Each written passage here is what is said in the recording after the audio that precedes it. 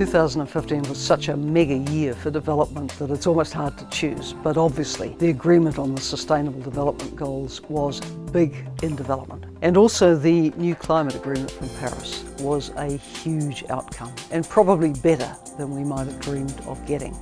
As well, we had the latest Human Development Report launch on the role of work in human development. Very important recommendations for all countries on how to enhance the value of work for human development. The Ebola Pledging Conference for Ebola recovery was very important. We had 3 West African countries devastated by this disease.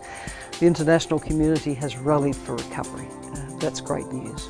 Apart from that, there was all the sad and the good business as usual. The sad business as usual, responding to the many crises and how to keep development going in the middle of very difficult circumstances. But also highlights with good stories of successful programs and projects in so many countries.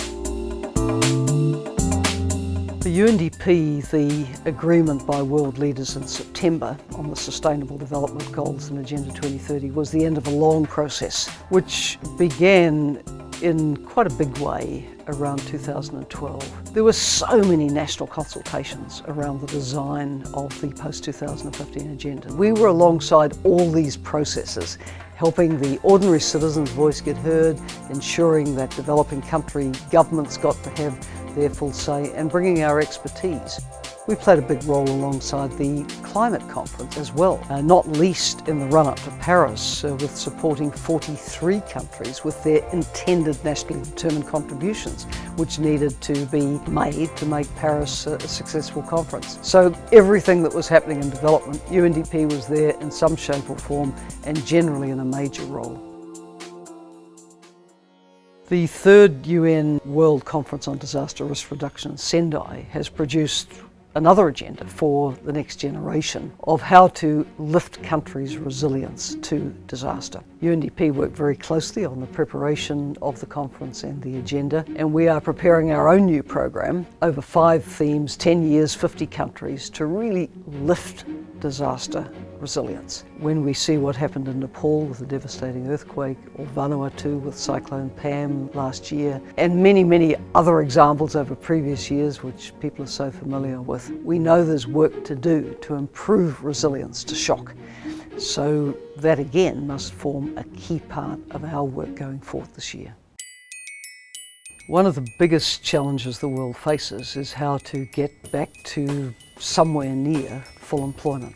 We haven't really recovered from the impact on jobs of the global financial and economic crisis. As well, we have the largest youth generation the world has ever known. This is a huge challenge, both for those young people to be able to grow and develop their life pathways, and also for nations, because nations want youth to be a positive contributing force to development. So the recommendations in the report on work are of fundamental importance to all societies, because high levels of youth unemployment and underemployment are something affecting many developed and developing countries alike.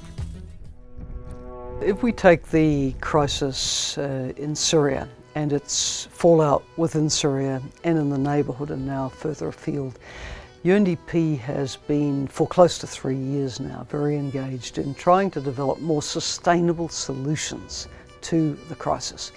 And a highlight for us in 2015 was the convening of the Dead Sea Resilience Forum in Jordan, co-hosted by the government of Jordan, where we brought 200 partners together to talk about how to work more effectively in situations of protracted crisis, because we know that relief-only approaches do not work. People want dignity, jobs, livelihoods, kids in school, health services, water, power, rubbish removal, sanitation. Life has to go on with dignity, and if we are not investing in those things in the middle of a crisis, the crisis becomes worse for people.